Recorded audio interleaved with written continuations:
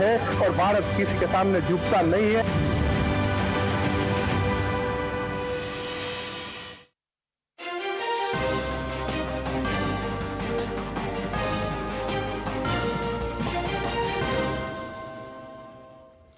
नमस्कार, DD news पर आप देखना शुरू कर चुके हैं समाचारों का बुलेटिन। मैं हूं लालचंद्र सिंह। देखेंगे देश और दुनिया की तमाम बड़ी खबरें, लेकिन सबसे पहले इस समय की हेडलाइंस। वैश्विक मंच पर बेनकाब होगा पाकिस्तान का आतंक परस्त चेहरा। मोदी सरकार ने किया 7 सर्वदलीय प्रतिनिधिमंडल का गठन। विपक्षी दलों को भी मिला प्रतिनिधित्व। आतंकवाद के खिलाफ भारत की जीरो टॉलरेंस नीति का देंगे संदेश। देश के लिए हम सब साथ, सुप्रिया सुले ने सरकार की पहल पर जताई खुशी। तो शशि थरूर ने कहा, जब बात राष्ट्रीय हित की तो पीछे नहीं हटेंगे। वहीं पूर्व केंद्रीय मंत्री रविशंकर प्रसाद ने बताया, प्रधानमंत्री की दूरगामी सोच का प्रमाण। आतंक के खिलाफ एनआईए को बड़ी कामयाबी। मुंबई एयरपोर्ट पर जकार्ता से लौट रहे आईसिस स्लीपर सेल के 2 भगोड़े आतंकवादी गिरफ्तार। 2023 में पुणे में आईईडी बनाने और परीक्षण करने के एक मामले में वांटेड थे ये दोनों आतंकी। दिल्ली नगर निगम में आम आदमी पार्टी को बड़ा झटका। पार्षद हेमचंद्र गोयल के नेतृत्व में 15 पार्षदों ने पार्टी से अलग होकर इंद्रप्रस्थ विकास पार्टी के नाम से थर्ड फ्रंट बनाने का लिया फैसला।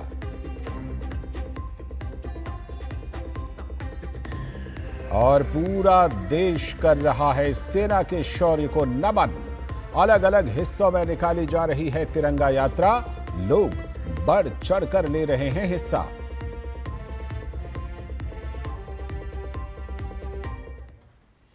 हेडलाइन के बाद खबर विस्तार से। सीमा पार आतंकवाद के खिलाफ भारत की लड़ाई को अंतर्राष्ट्रीय स्तर पर और मजबूती देने के लिए देश की राजनीतिक पार्टियां एक साथ खड़ी हो रही हैं। ऑपरेशन सिंदूर के बाद भारत ने एक बड़ा कूटनीतिक कदम उठाते हुए 7 सर्वदलीय प्रतिनिधिमंडलों को विश्व के प्रमुख देशों में भेजने का फैसला किया है। इन प्रतिनिधिमंडलों का उद्देश्य साफ है, आतंकवाद को लेकर भारत की जीरो टॉलरेंस नीति का साझा संदेश दुनिया तक पहुंचाना। खास बात यह भी है कि इस अभियान में सभी प्रमुख राजनीतिक दलों के प्रतिनिधि शामिल हैं, जिससे यह स्पष्ट संकेत जाता है कि आतंकवाद के मुद्दे पर भारत एकजुट है। इन प्रतिनिधिमंडलों का दौरा संयुक्त राष्ट्र सुरक्षा परिषद के सदस्य देशों और अन्य प्रमुख सहयोगी देशों में इस महीने के अंत तक होगा।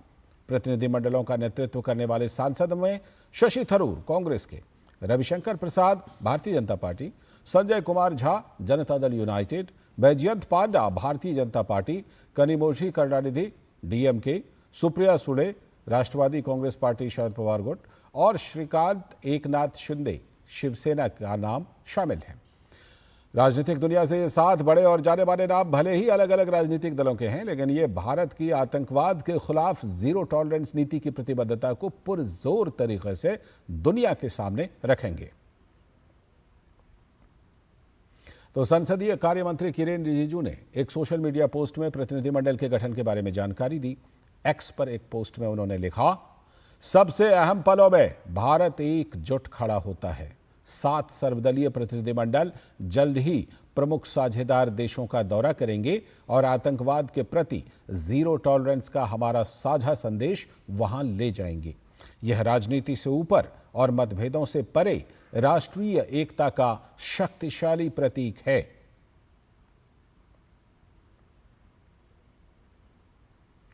और ऑपरेशन सिंदूर के बाद भारत ने जो ये 7 सर्वदलीय प्रतिनिधिमंडलों को विश्व के प्रमुख देशों में भेजने का फैसला किया है, इसमें एनसीपी की सुप्रिया सुले का नाम भी शामिल है। तो सुप्रिया सुले ने एक्स पर कहा, वैश्विक मंच पर भारत का प्रतिनिधित्व करने वाले सर्वदलीय प्रतिनिधिमंडल में शामिल होकर मैं सम्मानित महसूस कर रही हूं। मैं विनम्रतापूर्वक इस जिम्मेदारी को स्वीकार करती हूं। प्रधानमंत्री नरेंद्र मोदी, मंत्री किरेन रिजिजू और विदेश मंत्रालय को धन्यवाद देती हूं। मैं बारामती लोकसभा क्षेत्र के लोगों के निरंतर समर्थन के लिए उनका बहुत आभारी हूं।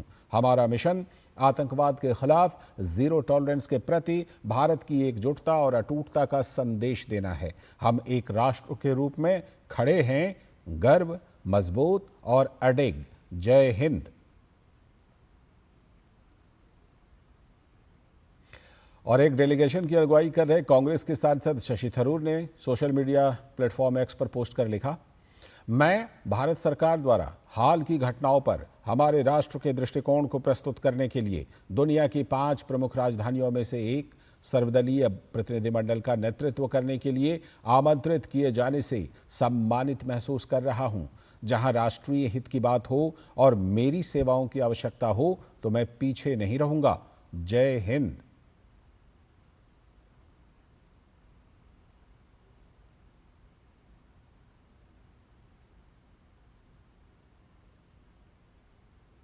और सर्वदलीय प्रतिनिधिमंडल में शामिल भाजपा के नेता और सांसद रविशंकर प्रसाद ने एक प्रतिनिधिमंडल का नेतृत्व दिए जाने पर प्रधानमंत्री नरेंद्र मोदी का आभार जताया। रविशंकर प्रसाद ने सर्वदलीय प्रतिनिधिमंडल के गठन को प्रधानमंत्री की दूरगामी सोच का प्रमाण बताया। उन्होंने कहा कि भारत ने आतंकवाद का प्रभावी जवाब दिया है और हमें दुनिया को बताना है कि भारत इस बारे में क्या सोचता है। हमारे प्रधानमंत्री जी की दूरगामी सोच है कि भारत ने आतंकवाद को एक प्रभावी जवाब दिया और दुनिया को बताना कि आतंकवाद एक बहुत बड़ा नासूर है, दुनिया को खड़ा होना है। और भारत की स्ट्रैटेजी, भारत की सोच, तो मैं बहुत अनुग्रहित हूँ माननीय प्रधानमंत्री जी का कि जो सांसदों का डेलीगेशन जा रहा है उसमें एक डेलीगेशन को लीड करने के लिए उन्होंने मुझे चुना है। और एक हमारे प्रधानमंत्री की बहुत विशेष सोच है जो बताना ज़रूरी है कि जो 7 डेलीगेशन चुने गए हैं उसमें कई डेलीगेशन के नेता विपक्ष के लोग हैं। ये बहुत बड़ी सोच है। और आतंकवाद के मुद्दे पर पाकिस्तान को बेनकाब करने के लिए 7 सर्वदलीय प्रतिनिधिमंडल में शामिल जेडीयू के सांसद संजय कुमार झा ने कहा कि जब भी देश की सुरक्षा की बात आती है तो देश एकता के साथ खड़ा रहता है। उन्होंने कहा कि पाकिस्तान आतंकवाद को बढ़ावा देता है, ये दुनिया भर में लोग जानते हैं। भारत सरकार और हमारे प्रधानमंत्री ऑल पार्टी के हर एक जो मेंबर हैं उनको भेजा जा रहा है दुनिया भर में, खास करके बताने के लिए कि ये दुनिया में जहां भी टेररिज्म और टेररिस्ट एक्टिविटी हुआ है उसका जड़ पाकिस्तान में, कोई न कोई कनेक्शन पाकिस्तान में मिल जाएगा, कहीं भी दुनिया में हुआ हो तो दुनिया को बताने के लिए कि स्टेट स्पॉन्सर्ड टेररिज्म चल रहा है, प्रूफ के साथ है। और वो जो एक फेक नैरेटिव बनाता है और लोन ले लेता है, पैसा ले लेता है, वो सब पैसा यूज करता है टेररिस्ट को बढ़ाने में। इसी के लिए हम लोग जाएंगे और जो देश की बात है या जो घटना हुई है सारा बात वहाँ जा करके बताना और ये जो एक फेक नैरेटिव चल रहा है उसको भी खत्म करना, ये एक उद्देश्य है। और पाकिस्तान के आतंकी चेहरे को बेनकाब करने के लिए 7 सर्वदलीय प्रतिनिधिमंडल के गठन पर जेडीयू के नेता केसी त्यागी ने सरकार के इस फैसले का स्वागत किया है। भारत सरकार के इस फैसले का मैं तहे दिल से स्वागत करता हूँ। ये डिप्लोमेसी के तहत ऑल पार्टी डेलीगेशन को भेज करके विभिन्न कंट्री में पोस्ट पहलगाम जो एपिसोड हैं, जो भारत की स्थिति है, उस पर समूचे विश्व के साथ ये जानकारियां साझा करेंगे। अगली बड़ी खबर जम्मू कश्मीर से, जहां हालात तेजी से सामान्य हो रहे हैं और इस बीच लगातार उन सीमावर्ती इलाकों के भी हालात का जायजा लिया जा रहा है जहां पाकिस्तान की गोलीबारी से आम लोगों को नुकसान पहुंचा है। और इसी क्रम में जम्मू कश्मीर के उपराज्यपाल मनोज सिन्हा ने कुपवाड़ा के तंगधार सेक्टर में सीमा क्षेत्र का दौरा किया।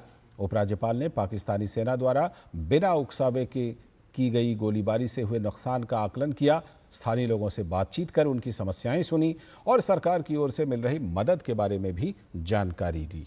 उपराज्यपाल ने कहा कि गोलीबारी से प्रभावित निवासियों के पुनर्वास के लिए एक व्यापक योजना तैयार की जाएगी।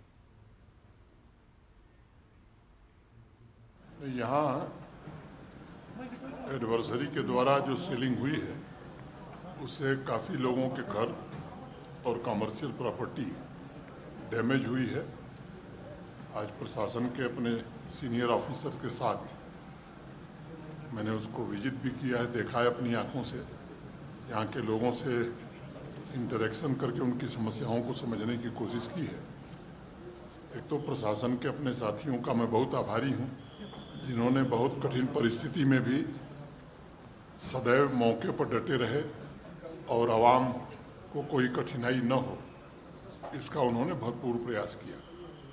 प्रशासन ने आकलन कर लिया है और उस आकलन के आधार पर जो अविलंब सहायता दी जा सकती थी वो दे दी गई है।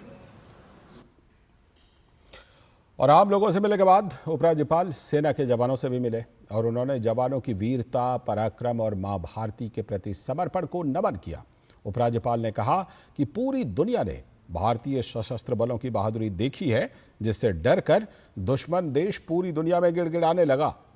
पाकिस्तान में ऐसा कुछ भी नहीं है जो भारतीय सेना की पहुंच से बाहर हो।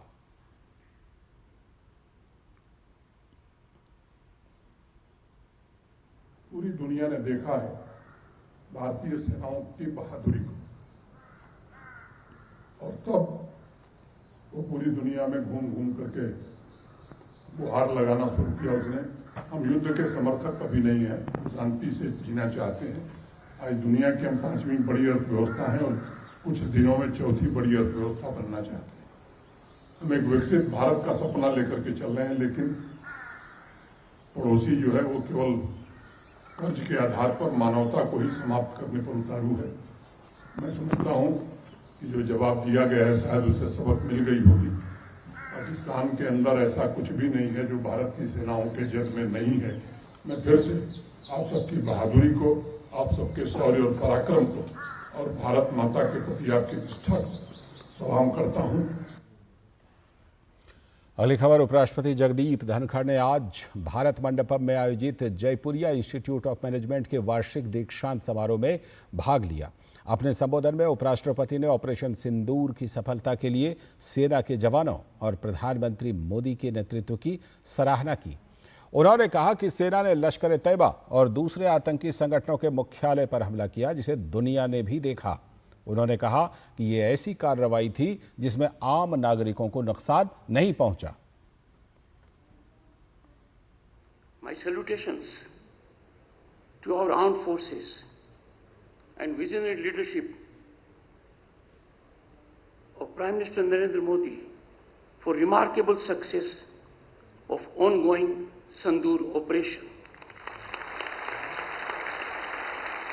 It was a remarkable retaliation befitting our ethos of peace and tranquility to the barbarity that happened on April 22, Pahalgam, deadliest attack on our civilians since 2008 Mumbai attacks.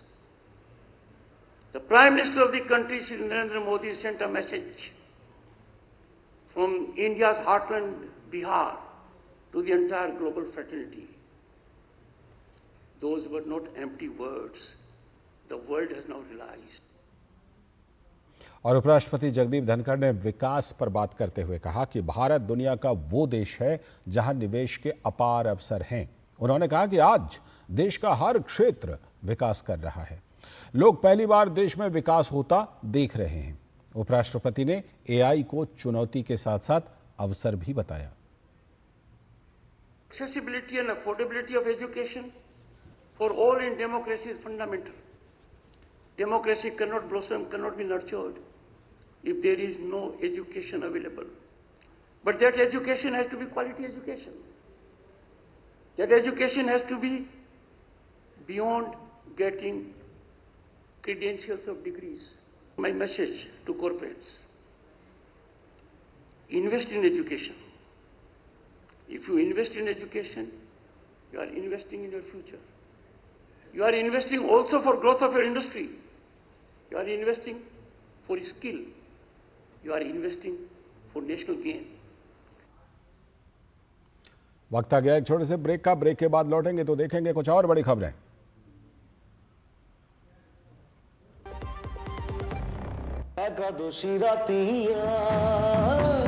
Some tea is the best tea. It's a magical beverage actually. Some tea is of life. 200 glorious years of Assam. The saga will continue for many more centuries to come.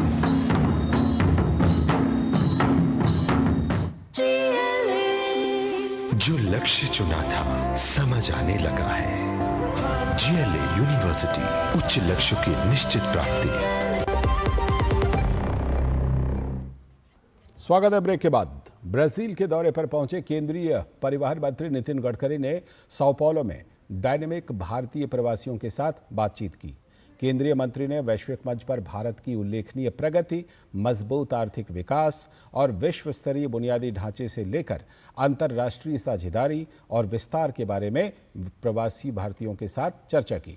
इस दौरान उन्होंने प्रवासी भारतीयों के साथ जैव ईंधन, हरित हाइड्रोजन, स्वच्छ ऊर्जा और फ्लेक्स फ्यूल मोबिलिटी की अपार संभावनाओं के बारे में भी बात की।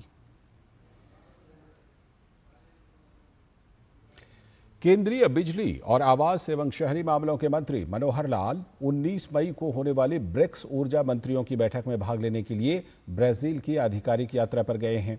समावेशी और सतत वैश्विक शासन के लिए वैश्विक दक्षिण सहयोग को सशक्त बनाना विषय के तहत केंद्रीय मंत्री ऊर्जा सुरक्षा, पहुंच, सामर्थ्य और स्थिरता जैसे महत्वपूर्ण मुद्दों पर ब्रिक्स देशों के ऊर्जा मंत्रियों के साथ चर्चा करेंगे।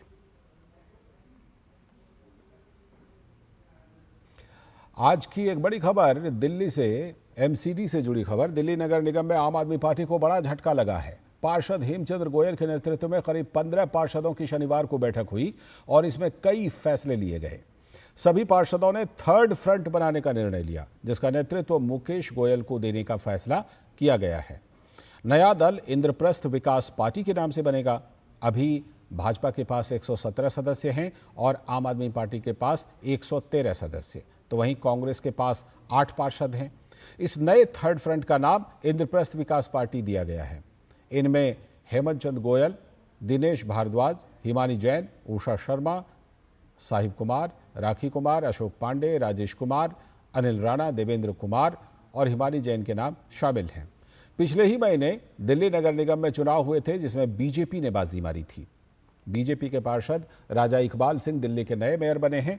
मेयर चुनाव में उन्हें 133 वोट मिले, तो वहीं कांग्रेस के उम्मीदवार मनदीप को सिर्फ 8। आम आदमी पार्टी ने मेयर चुनाव का बहिष्कार किया था। लगभग 15 पार्षदों ने आज आम आदमी पार्टी की सदस्यता त्यागपत्र दिया, इस्तीफा दिया और एक नया दल इंद्रप्रस्थ विकास पार्टी बनाई है, जिसके अंदर पिछले 2.5 वर्षों से जो हम सत्ता में थे, हम दिल्ली की जनता से हमें कहने में कोई संकोच नहीं है, हम उनका काम नहीं करवा पाए। 2.5 साल लड़ाई झगड़ा में बीतता रहा। सदन की कोई बैठक सुचारू रूप से नहीं चली। सदन की बैठक चलती थी, 2 मिनट में हंगामा होता था, मारपिटाई होती थी और एजेंडा पास करके भेज दिया जाता था। हम लोगों ने आम आदमी पार्टी से आज इस्तीफा दे दिया है। कारण ये है कि पिछले 2.5 सालों में आप लोगों ने देखा है कि निगम में जो काम होने चाहिए थे वो नहीं हुए थे। हम लोग सत्ता में थे, फिर भी नहीं हो पा रहे थे काम, क्योंकि सिर्फ लड़ाई झगड़े और इन सब चीज़ों में अगर दिमाग रहेगा और मेन मोटिव ये रहेगा तो दिल्ली की जनता की हम कैसे काम करेंगे, जो हमने उनको वादे करे हैं वो कैसे पूरा करेंगे। और हमारा मेन ये मोटिव है, हमें कोई फर्क नहीं पड़ता कौन सी पार्टी है, जो पार्टी दिल्ली की जनता की हित में होगी हम उनकी चीज़ों को, उनका सहयोग करेंगे और उनको हम समर्थन देंगे। एक और बड़ी खबर, हरियाणा की यूट्यूबर ज्योति मल्होत्रा को एनआईए ने गिरफ्तार किया है। ज्योति मल्होत्रा ट्रैवल विद जो यूट्यूब चैनल चलाती हैं। जानकारी के मुताबिक ज्योति मल्होत्रा को हिसार से गिरफ्तार किया गया है। आरोप है कि ज्योति ने भारतीय जगहों से संबंधित संवेदनशील जानकारियां शेयर की हैं।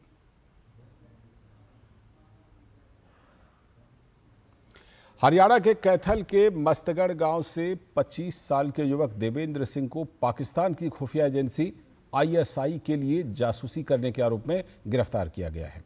पूरे मामले पर कैथल डीएसपी वीरभान ने बताया कि कैथल की जिला पुलिस को एक खुफिया जानकारी मिली थी।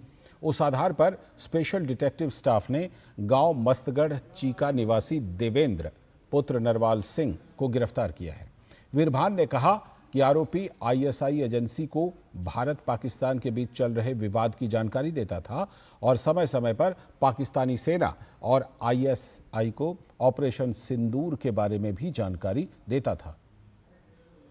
हमारा स्पेशल डिटेक्टिव स्टाफ है, उसने देवेंद्र सन ऑफ नरवाल सिंह वासी गाँव मस्तगढ़ चीका को हिरासत में लिया था और हिरासत में लेने के बाद उसको उसे पूछताछ की गई और उस पूछताछ के दौरान उसने बताया कि वह मतलब पाकिस्तान खुफिया एजेंसी ISI के संपर्क में रहा है और उस एजेंसी को भारत और पाकिस्तान के बीच जो विवाद चल रहा है उसकी जानकारियाँ उपलब्ध कराता था और जो ऑपरेशन सिंदूर है उसकी जानकारियाँ भी मैं समय समय पर पाकिस्तानी सेना ISI को देता था। उधर NIA ने महाराष्ट्र के पुणे में प्रतिबंधित ISIS आतंकवादी संगठन के स्लीपर मॉड्यूल के फरार 2 सदस्यों को गिरफ्तार किया है। 2 लोगों को मुंबई के अंतर्राष्ट्रीय हवाई अड्डे के टर्मिनल 2 से इमिग्रेशन ब्यूरो ने गिरफ्तार किया। इन लोगों पर IED के निर्माण और परीक्षण से संबंधित 2023 के मामले में गैर जमानती वारंट जारी था। आरोपी अब्दुल्ला फयाज शेख उर्फ डायपर वाला और तलहा खान को उस वक्त गिरफ्तार किया गया जब ये इंडोनेशिया के जकार्ता से भारत वापस लौटने की कोशिश कर रहे थे। दोनों आतंकवादियों पर NIA ने 3-3 लाख रुपए का इनाम रखा था। अब बात तिरंगा यात्रा की, तो ऑपरेशन सिंदूर के सम्मान में देश भर में तिरंगा यात्रा निकाली जा रही है। तो आइए देखते हैं इसी यात्रा से जुड़ी कुछ खबरें।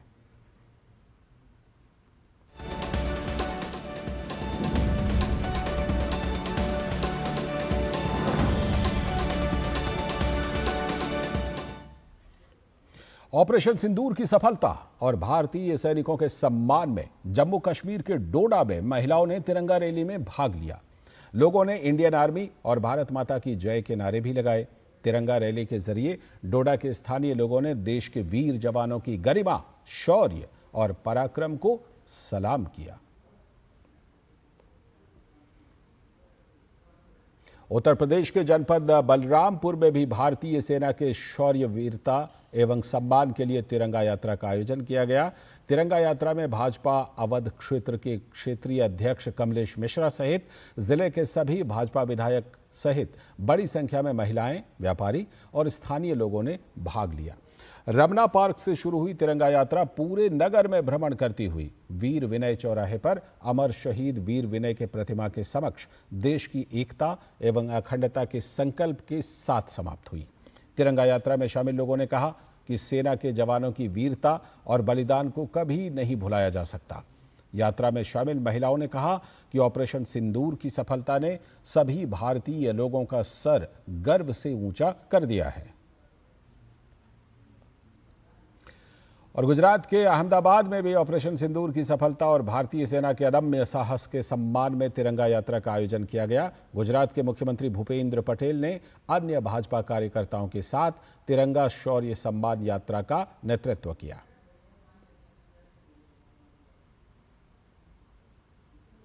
और ऑपरेशन सिंदूर की सफलता और भारतीय सेना के अदम्य साहस, पराक्रम और शौर्य के सम्मान में शुक्रवार को राजस्थान के कोटा में तिरंगा यात्रा का आयोजन हुआ। कार्यक्रम का शुभारंभ लोकसभा के अध्यक्ष ओम बिरला ने किया। यह आयोजन राष्ट्रीय सुरक्षा हेतु नागरिक कार्यक्रम के तहत संपन्न हुआ, जिसमें जनप्रतिनिधियों सहित हजारों की संख्या में नागरिक, सामाजिक संस्थाएं, युवा और मातृशक्ति ने सहभागिता की। इस अवसर पर लोकसभा अध्यक्ष ओम बिरला ने कहा कि यह आयोजन केवल एक रैली नहीं बल्कि राष्ट्र गौरव की जीवंत अभिव्यक्ति है। उन्होंने कहा कि जब जब तिरंगा लहराता है तब तब हमारी आत्मा, अस्मिता और बलिदान की परंपरा भी लहराती है। यह तिरंगा उन वीरों की याद दिलाता है जिन्होंने सीमा पर राष्ट्र के लिए सब कुछ न्यौछावर कर दिया। बिरला ने ऑपरेशन सिंदूर को केवल सैन्य कार्रवाई नहीं बल्कि भारत की नारी शक्ति के संकल्प और सिंदूर की रक्षा का प्रतिशोध बताया। उन्होंने कहा कि पाकिस्तान की धरती पर आतंक के गढ़ों को ध्वस्त कर भारत ने स्पष्ट कर दिया है कि राष्ट्र की बेटियों की ओर उठी हर नजर का जवाब अब सीमा पार से मिलेगा।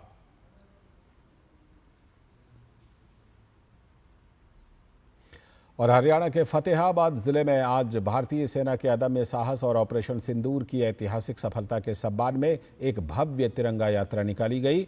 भारतीय जनता पार्टी और राष्ट्रीय नागरिक सुरक्षा मंच द्वारा आयोजित इस यात्रा में हजारों लोग शामिल हुए, जिन्होंने तिरंगे झंडे लहराते हुए भारत माता की जय और वंदे मातरम के नारों से शहर को देशभक्ति के रंग में रंग दिया। नरेंद्र मोदी जी के कहे अनुसार हमारी सेनाओं ने उनको भी ठिकाने लगाने का काम किया। पाकिस्तान के 11 एयरबेस और एयरबेस पर स्थित अन्य ऐसे उपकरण जिनके कारण से आतंकवादियों को हौसला मिलता था, ऐसे सब ठिकानों को नेस्तनाबूद करने का जो शौर्य दिखाया है, जो पराक्रम दिखाया है, उसी को नमन करने के लिए देश के कोने कोने में, हरियाणा की हर लोकसभा में, हर जिले में और निचले स्तर तक ये तिरंगा यात्राएं निकालने का फैसला लिया गया था। और ऑपरेशन सिंदूर की सफलता को लेकर देश भर में तिरंगा यात्रा निकाली जा रही है। और इसी क्रम में उत्तर प्रदेश के चित्रकूट में भी भारतीय सेना के शौर्य और पराक्रम के सम्मान में तिरंगा यात्रा निकाली गई, जिसमें बड़ी संख्या में विभिन्न सामाजिक संगठन, छात्र छात्राएं, एनसीसी कैडेट्स और पूर्व सैनिक भी मौजूद रहे।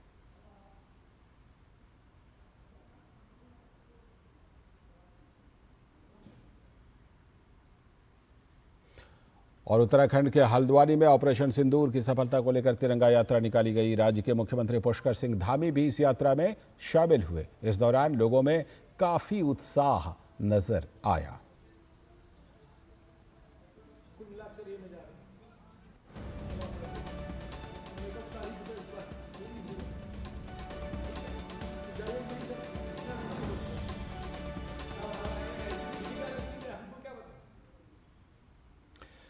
तो तिरंगा यात्रा से जुड़ी खबरें हम आपको आगे भी दिखाते रहेंगे। फिलहाल अगली बड़ी खबर, छत्तीसगढ़ के जशपुर जिले की इस बार रसीली लीची की पैदावार कर किसान मालामाल हो रहे हैं।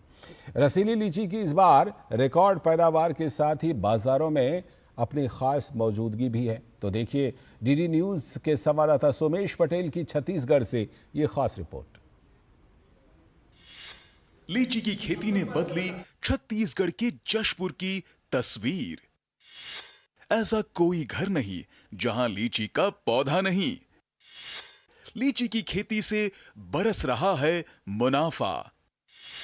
जशपुर में हुई बम्पर पैदावार, अन्य राज्यों तक भी हो रहा एक्सपोर्ट।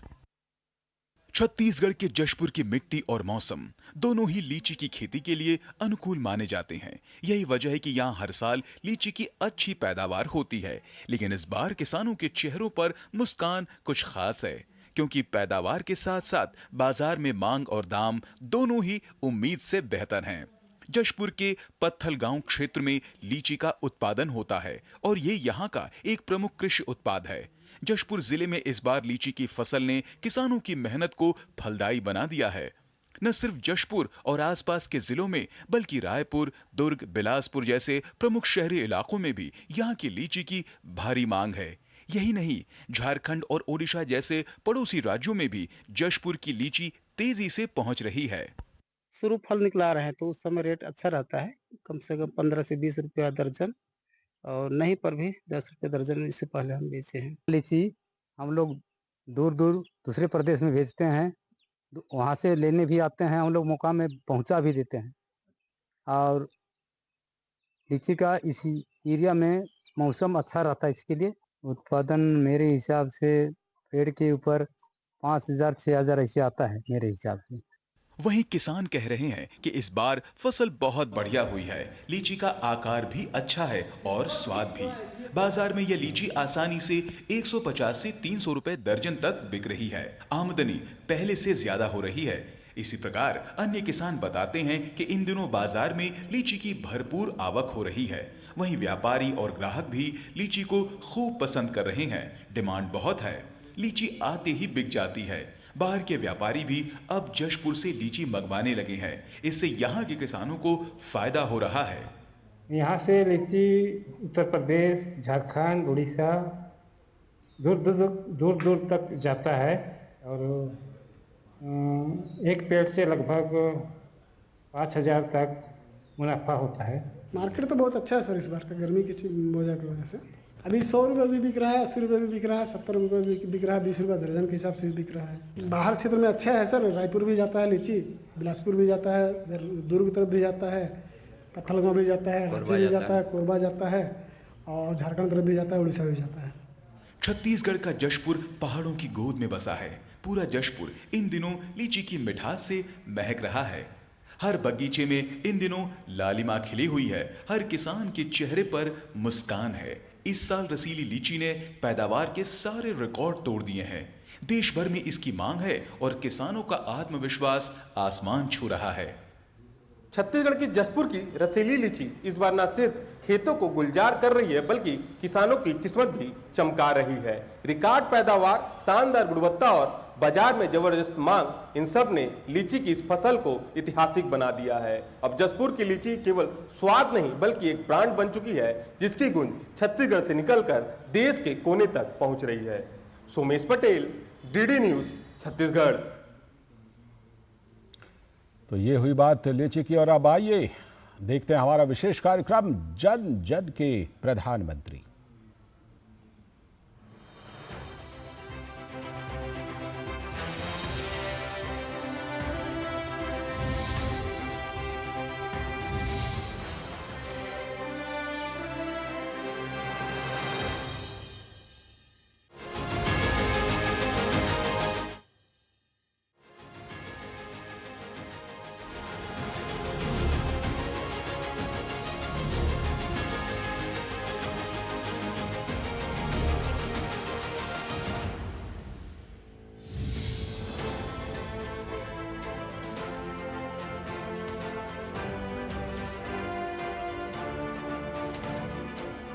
आज जब हम digital India, direct benefit transfer और पेपरलेस प्रशासन जैसे बड़े बदलावों की बात करते हैं तो इन सभी के मूल में एक व्यक्ति की सोच है, प्रधानमंत्री नरेंद्र मोदी। उन्हें केवल टेक्नोलॉजी फ्रेंडली नहीं बल्कि टेक्नोलॉजी विजनरी कहना ज्यादा सही होगा।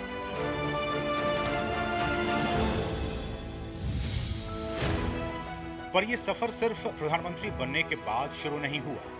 नरेंद्र मोदी तकनीक के प्रेमी और प्रयोगकर्ता अपने शुरुआती दिनों से ही रहे हैं। चाहे वो डिजिटल डायरी हो, डेटा एनालिसिस हो या फिर अलार्म और फोन जैसे गैजेट्स का उपयोग। जिस युग में टेक्नोलॉजी दुर्लभ थी उस दौर में भी वे इसे संगठन और प्रशासन के लिए एक आवश्यक उपकरण मानते थे। संघ कार्यकर्ता जयप्रकाश देसाई बताते हैं, शुरुआती दिनों से ही नरेंद्र मोदी के पास तकनीकी उपकरण होते थे, जैसे एक छोटा इलेक्ट्रिक अलार्म और यहाँ तक कि फोन भी। वे नए गैजेट्स के प्रति हमेशा जिज्ञासु रहते थे। तभी तो प्रचारकों के बीच वे टेक्नोलॉजी वाले व्यक्ति के नाम से मशहूर हो गए थे। नरेंद्र भाई टेक्नो सेवी बहुत साल पहले से, जैसे कि उनके पास बढ़िया से बढ़िया डिक्टाफोन था तब 1970s में। अच्छा, प्रवास करना रहता है संघ के प्रचारकों को, तो रात को कौन जगाएगा ट्रेन में? तभी ट्रेन भी इतनी अच्छी नहीं थी, न मोबाइल था न कुछ था। तब उनके पास छोटा, एकदम छोटा इलेक्ट्रॉनिक अलार्म था। तब भी गैजेट्स का माने शौक, और बाकी सब चीज़ तो जैसे टैप रिकॉर्डर, ये वो सब चीज़ भी उनके पास तभी भी। 1978 में जब बापू नगर में संघ का शिविर लगा था और इलाके में किसी के घर में फोन नहीं था, नरेंद्र मोदी ने सरकारी अधिकारियों से बात कर टेलीफोन लाइन खुद लगवाई, वो भी एक्सटेंशन के साथ, जो किचन, मीटिंग रूम और बौद्धिक वर्ग तक जुड़ी थी। तकनीक से काम को आसान और प्रभावी कैसे बनाया जाए, नरेंद्र मोदी इसे बहुत पहले ही समझ चुके थे। एक विंटर कैंप शिविर का आयोजन हुआ था। उस जमाने में टेलीफोन कहीं नहीं थे, किसी के घर में टेलीफोन नहीं थे। उस वक्त 1978 में मैंने फर्स्ट टाइम देखा कि वो शिविर की अलग अलग राउटी थी, जिसमें किचन था, एक पेंडोल था, भोजन का हॉल था, मीटिंग प्लेस था और एक बौद्धिक वर्ग का कक्ष था और कुछ कार्यालय या रुग्णालय भी थे। उस सभी कक्षों के लिए उन्होंने मेन टेलीफोन से एक्सटेंशन लाइन जो कहते हैं वो उस वक्त सोचा था और उसका सब सरंजाम। मैं बहुत आश्चर्यचकित था क्योंकि ऐसा मैंने पहले भी कहीं नहीं देखा था, खास तौर से संघ की व्यवस्था में कहीं नहीं देखा। वे कहते थे असफलता से ही सफलता का मूल्य समझ में आता है। इसी सोच के चलते वे हर नई तकनीक को खुलकर अपनाते थे। 1980 में जैसे ही डिजिटल डायरी आई, उन्होंने तुरंत उसका उपयोग करना शुरू कर दिया। उनको न्यू चीज़ों के बारे में, नए एक्सपेरिमेंट्स करने के बारे में, हम न्यू तरीका देखें कि ये कैसे हो सकता है, वो हमेशा तैयार रहते थे। और digital diary was a very new things in 80s, और उनके पास जब आई तो he was very enthusiastic like a kid कि मेरे को वो देखना है, वो कैसे करना है, what I can make use of it. So it is not like he will still use a pen and pencil, but he will try to move ahead with the technology. Bhajpa की बैठकों में वे डिजिटल डायरी या palm top लेकर आते थे। उनके पास न सिर्फ अपने कार्यकर्ताओं का डेटा होता था, बल्कि फीडबैक भी इतना सटीक होता था कि कई बार जिला पदाधिकारी भी चौंक जाते थे। संगठन में तकनीक का ये उपयोग उस दौर में किसी ने नहीं देखा था।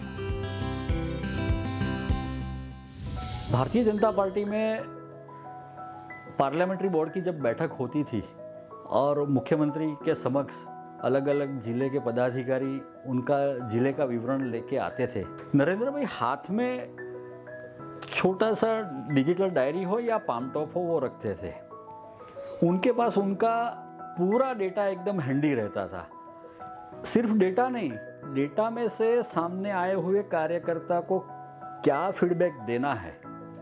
हम लोगों को कभी कभी हमारे जिले का जो महत्व का प्रश्न है, किसी ज्ञाति का है, समाज का है, वो प्रश्न हमको पता नहीं होता था, लेकिन वो नरेंद्र भाई के डेटा में से नरेंद्र भाई बोलते थे कि हाँ भाई, आपके ज़िले में फलाने समाज का ये इश्यू है, आप लोग क्यों उसमें ध्यान नहीं देते।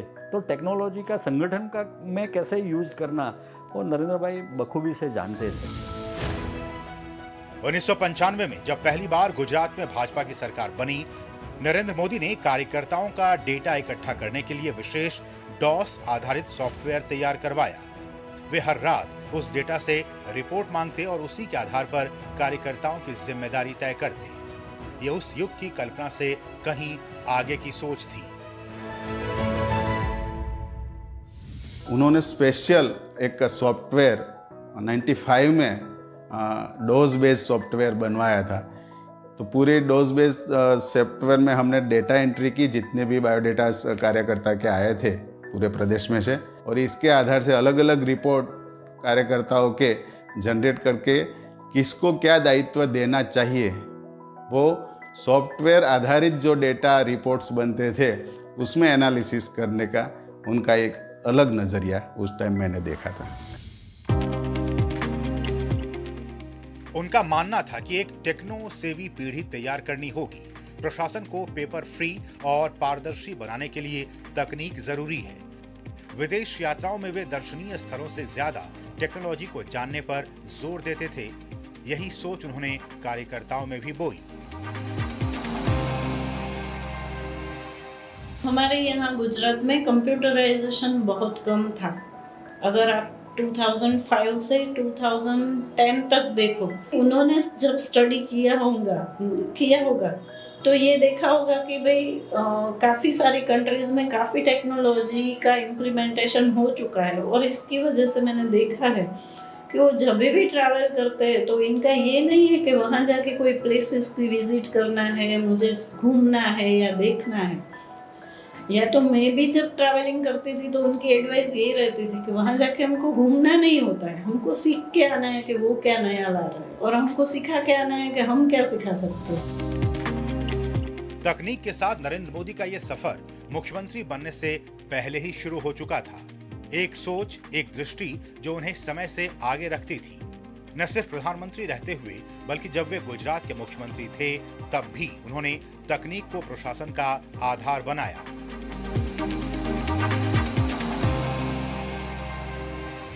यहाँ तक कि 1980s में, लेट 1980s में नरेंद्र मोदी साहब ने कंप्यूटर का यूज़ करना स्टार्ट कर दिया था, ईमेल का यूज़ करना स्टार्ट कर दिया था। चीफ मिनिस्टर बनने के बाद हमने देखा कि गुजरात गवर्नमेंट डिपार्टमेंट्स में टेक्नोलॉजी का प्रयोग ज़्यादा हो गया, डैशबोर्ड्स बनने लगे, डिपार्टमेंट्स के स्कीम्स को, जो डेवलपमेंट स्कीम्स है उसकी उसके प्रोग्रेस को मॉनिटर करने के लिए डैशबोर्ड्स बनते हैं, ऑनलाइन प्रेजेंटेशंस जो है, ये सब गुजरात में तो काफ़ी टाइम से शुरू हुई है। मुख्यमंत्री रहते हुए ही उन्होंने तकनीक को शासन में ऐसे ढाला कि आज वो प्रशासनिक संस्कृति का अभिन्न हिस्सा बन चुकी है। वर्ष 2001 जब देश में वीडियो कॉन्फ्रेंसिंग एक दुर्लभ तकनीक थी, नरेंद्र मोदी ने गुजरात में ग्राम सेवकों और तलाटियों से सीधे संवाद की कल्पना की। मुख्यमंत्री बनने के कुछ ही दिनों के अंदर उन्होंने कहा कि क्या हम अपने राज्य के सभी ग्राम सेवकों को और तलाटियों को, मतलब पटवारियों को, लेखपालों को हम एड्रेस कर सकते हैं क्या। तो शुरू में तो मुझे चिंता हुई कि ऐसा कैसे संभव। उन दिनों अभी वीडियो कॉन्फ्रेंस, ये 2001 की बात है। हम लोगों ने फिर खोजा और देखा तो सैटेलाइट लिंक के जरिए एक व्यवस्था समझ में आई। उसका उपयोग करके हम लोगों ने इनकी बात राज्य के सभी लेखपालों, तलाट और पटवारियों से हमने करवाई थी। और उसमें वही भूकंप के पुनर्स्थापन का ही मुख्य विषय था उन दिनों। उन्होंने आग्रह किया हम लोगों से कि हर विभाग की वेबसाइट होनी चाहिए, हर विभाग का अपना अकाउंट होना चाहिए, सब लोग ईमेल पे जुड़े, सब लोग डिजिटल माध्यमों का उपयोग करें। गुजरात में शुरू हुआ स्वागत कार्यक्रम इसका सबसे बड़ा उदाहरण है, जहां हर शिकायत को सीधे मुख्यमंत्री सुनते थे और तुरंत समाधान होता था। एक ऐसा तकनीकी मंच जिसने जनता और सरकार के बीच की दूरी समाप्त कर दी।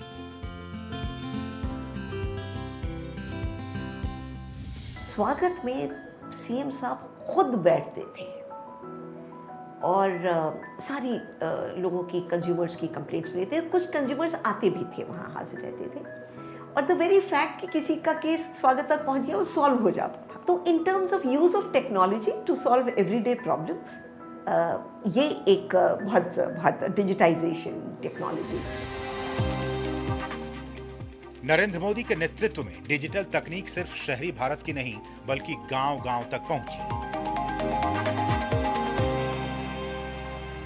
पीएम साहब ने पोस्ट का जो नेटवर्क था, फिजिकल नेटवर्क था, उस नेटवर्क में बैंकिंग की टेक्नोलॉजी डाली और हैंडहेल्ड डिवाइस के जरिए घर घर तक, लोगों के ग्रामीण क्षेत्रों में लोगों के घरों तक बैंक को पहुंचाने का एक बड़ा प्रयास किया। जहां 7-8 किलोमीटर दूर जाना पड़ता था, अपना पेंशन का पैसा हो, सैलरी का पैसा हो, आज पोस्टमैन घर आके, अपने ही दरवाजे पे घर आके पेमेंट कर पा रहे हैं। बहुत बड़ा, आज की तारीख में one of the largest implementation of core banking solution वो इंडिया पोस्ट बैंकिंग नेटवर्क में अभी हो रहा है। तो ये जो टेक्नोलॉजी का उपयोग, डिजिटल पेमेंट्स हो, हर घर तक इंटरनेट पहुंचाने की बात हो, पोस्टल नेटवर्क में, रेलवे में, हर जगह टेक्नोलॉजी का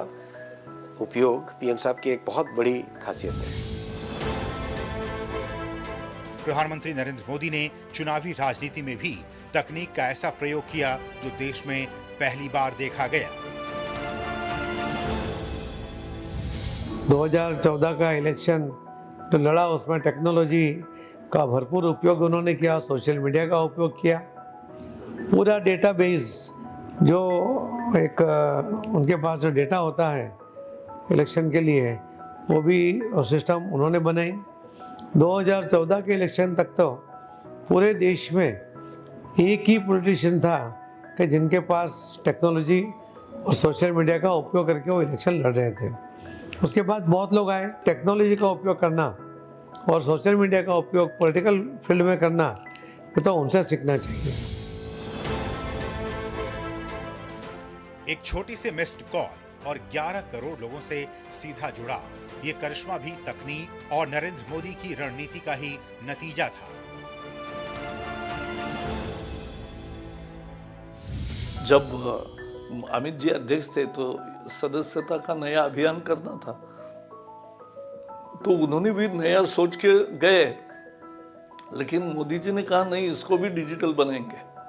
तो जब ये कंसेप्ट आई उनके तरफ से कि मिस कॉल कैंपेन करो, हम रिसीट लेकर लोगों के घरों घर जाते थे हर 2 साल के 3 साल के बाद। काम बहुत 6-6 महीने चलता था, लेकिन उन्होंने तय किया कि नहीं रिसीट लेके जाएंगे, और लोगों ने किए और 11 करोड़ मेंबर बने पहले दौर में ही। और 11 करोड़ मेंबर जो बने, उसका ऐसा नहीं था, he never leaves anything loose. हमें हर बूथ के आए उनका या वार्ड क्या, उस एरिया का पिन कोड वाइज लिस्टें आ गई सबकी कि ये लोग मेंबर बने आपके एरिया में। कुछ नेता केवल वर्तमान देखते हैं, लेकिन नरेंद्र मोदी जैसा नेता आने वाले 100 वर्षों की सोच रखता है। एक ऐसा नेता जिसने भारत को डिजिटल क्रांति की ओर अग्रसर किया।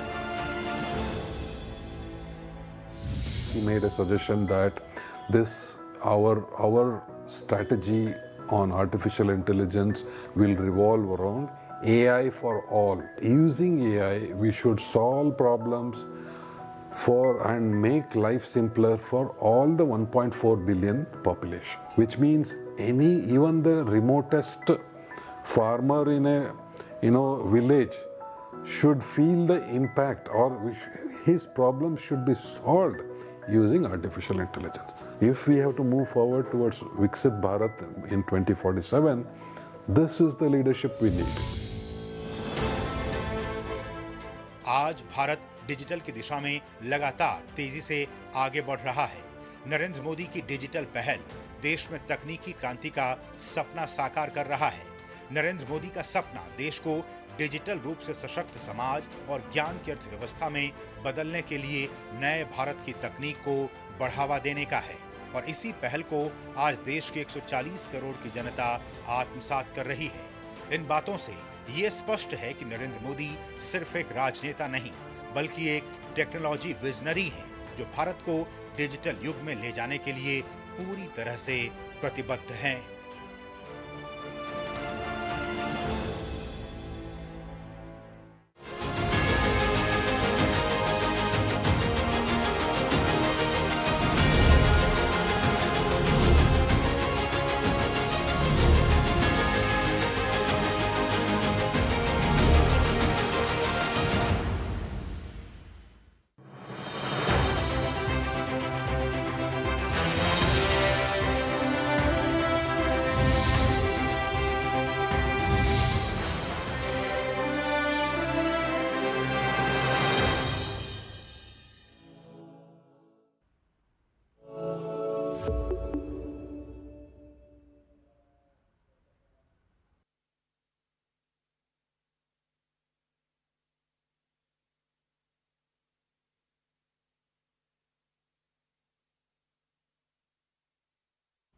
आप देख रहे थे खास प्रोग्राम जन जन के प्रधानमंत्री, जिसमें आज के एपिसोड में आपने देखा कि प्रधानमंत्री नरेंद्र मोदी शुरू से ही किस तरह से तकनीक के इस्तेमाल पर जोर देते रहे। अभी वक्त है एक ब्रेक का, लौटेंगे और देखेंगे कुछ और बड़ी खबरें। जब विश्व चाय की बात बोलती है तो आसाम की बात आती है और हम गौरव फील करते हैं। सच में लाजवाब हमारी चाय, आसाम की चाय। 200 glorious years of Assam tea. The saga will continue for many more centuries to come.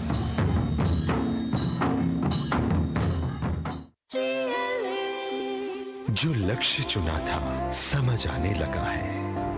GLA university, उच्च लक्ष्य की निश्चित प्राप्ति।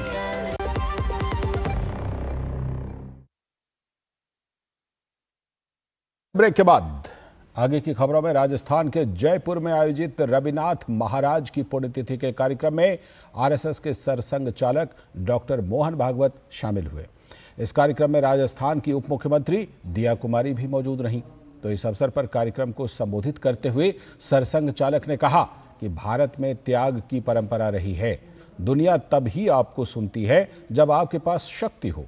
भारत विश्व में शांति और सौहार्द के लिए कार्य कर रहा है। सरसंघ चालक ने पाकिस्तान पर हालिया कार्यवाही की चर्चा करते हुए कहा कि भारत किसी से द्वेष नहीं रखता, लेकिन विश्व प्रेम और मंगल की भाषा भी तब ही सुनता है जब आपके पास शक्ति हो। विश्व कल्याण के लिए हमें शक्ति संपन्न होने की आवश्यकता है। सरसंघ चालक ने कहा कि दुनिया ने हमारी ताकत देखी है।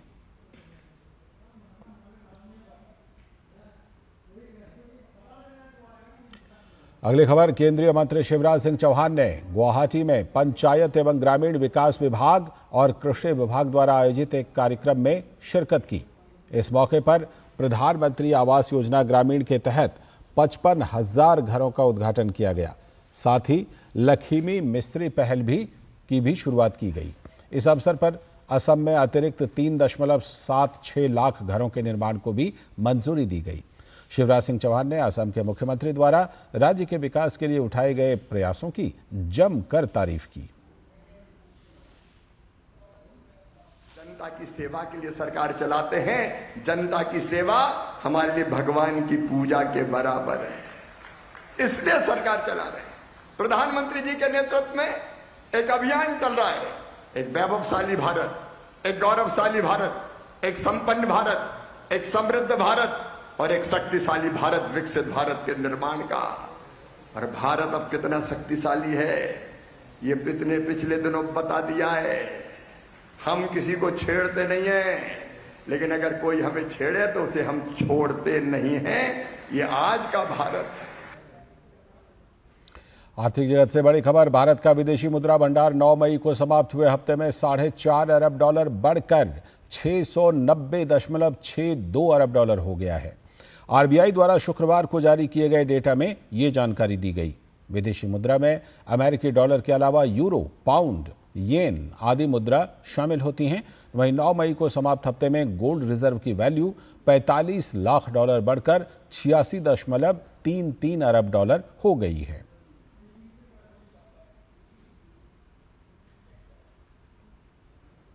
और दुनिया भर में आर्थिक अनिश्चितताओं और भू राजनीतिक तनावों के बावजूद भारत की अर्थव्यवस्था मजबूत बनी हुई है। संयुक्त राष्ट्र की ताज़ा रिपोर्ट के मुताबिक भारत इस वर्ष भी दुनिया की सबसे तेजी से बढ़ती बड़ी अर्थव्यवस्थाओं में बना रहेगा। संयुक्त राष्ट्र ने 2025 के लिए भारत की जीडीपी वृद्धि दर 6.3% रहने का अनुमान लगाया है। रिपोर्ट के मुताबिक वैश्विक व्यापारिक तनाव, टैरिफ में बदलाव और नीतिगत अनिश्चितताओं की वजह से उत्पादन लागत बढ़ी है, आपूर्ति श्रृंखला प्रभावित हुई है और वित्तीय अस्थिरता का जोखिम बढ़ा है। इसके बावजूद भारत में मजबूत घरेलू उपभोग, निजी निवेश, निर्यात में बढ़त और सरकारी खर्चों की वजह से विकास की रफ्तार कायम रहने की उम्मीद है। रिपोर्ट में यह भी कहा गया है कि 2024 में भारत की महंगाई दर औसतन 4.9% रहने के बाद 2025 में घटकर 4.3% तक आ सकती है। यह दर भारतीय रिजर्व बैंक के लक्षित दायरे के भीतर है। साथ ही फरवरी से भारतीय रिजर्व बैंक ने ब्याज दरों में कटौती की प्रक्रिया शुरू कर दी है, जिससे आर्थिक गतिविधियों को प्रोत्साहन मिलने के साथ ही महंगाई पर नियंत्रण और नीतिगत स्थिरता देश के आर्थिक विकास को सपोर्ट करेगी। साथ ही रिपोर्ट में यह भी कहा गया है कि रोजगार के स्तर में किसी बड़ी गिरावट की आशंका नहीं है।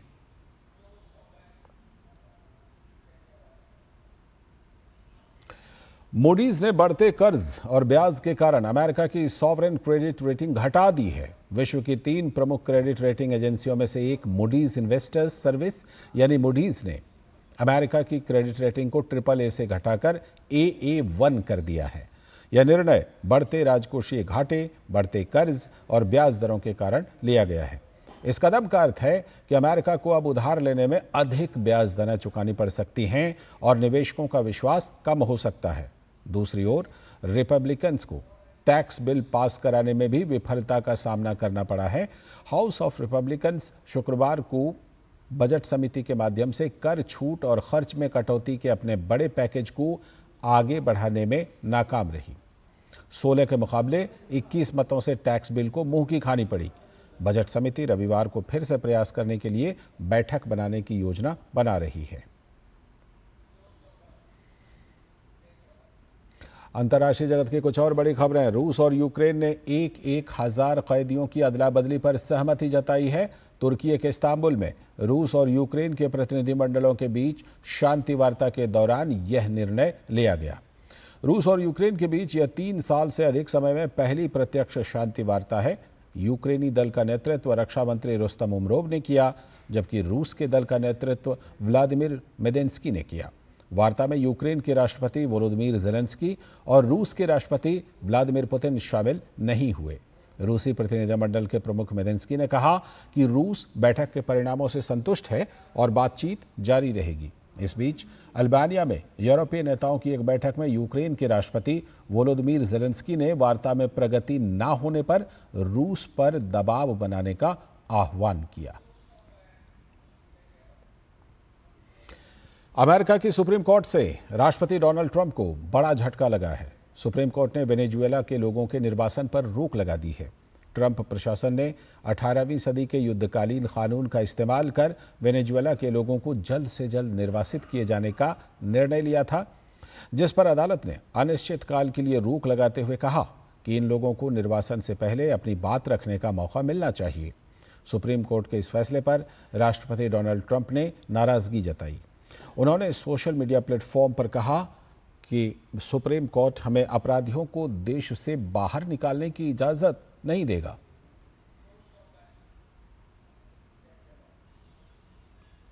भारतीय मूल के ब्रिटिश अमेरिकी उपन्यासकार सलमान रश्दी पर चाकू से हमला करने वाले शख्स को 25 साल की जेल की सजा सुनाई गई है। साल 2022 में उस पर अमेरिका में हादी मतार नाम के सलमान रश्दी पर हादी मतार नाम के शख्स ने हमला किया था, जिसमें उनकी एक आंख की रोशनी चली गई थी।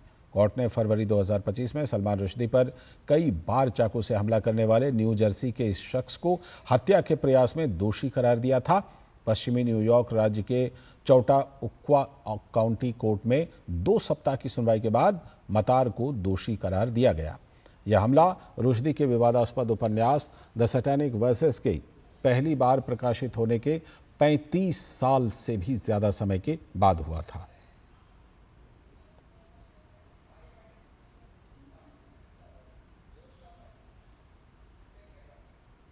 इसके साथ इस बुलेटिन में फिलहाल इतना ही। हमें दीजिए अनुमति। नमस्कार।